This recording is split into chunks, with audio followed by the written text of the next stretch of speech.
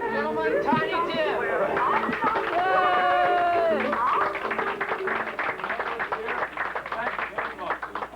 Why, of course, it would never be possible enough for the great genius of Mr. Big Bucks Burnett.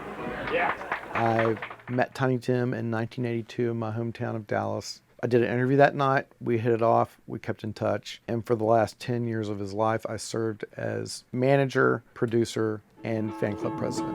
What's today got to do with tomorrow? As I sort of learned his language, I fell into his world.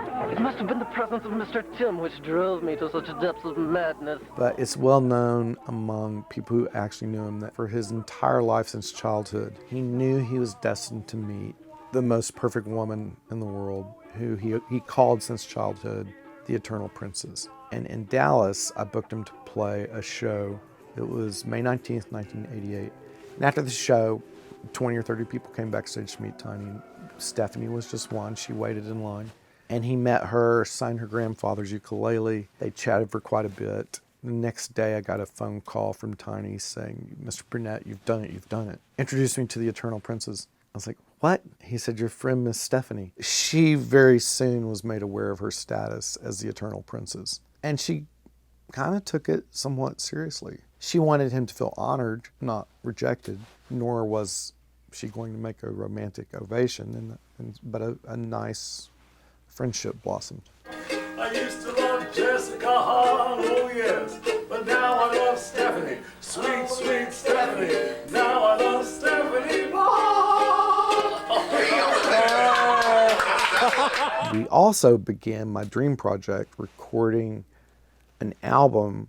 Had our first session in rehearsal that week with Brave Combo of Denton, and that started in 1988. We were able to have a session maybe once a year for, say, 2 days each time. So we knew this was a long-term project, but we thought we'd have it done in maybe 3 years. And then about 2 years in, Tiny stopped speaking to me. He had become so enamored of Miss Stephanie that because I introduced him to her, and that he could not separate me from her or her from me in his mind. How can I even do anything with you when she's in front of us?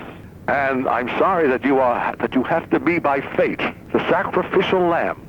She must be mine. She must be mine. If not in this world, in the world to come. After 3 years of complete silence and us giving up on the project, he just called me out of the blue one day and laid it down for me that it was just too much. He ended up coming to Dallas.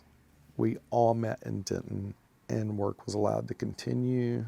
Then in 1996, out came his last album, produced by myself and Brave Combo, Girl, on Rounder Records. Tiny and I kind of became friends again, but it was never quite the same.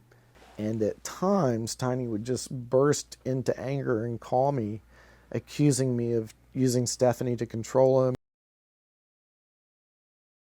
Why would I go to all that trouble to contain a person from whom I could never benefit financially? What would be my motivation? I've never understood that, but Tiny Tim has never been to be understood. Life seemed to me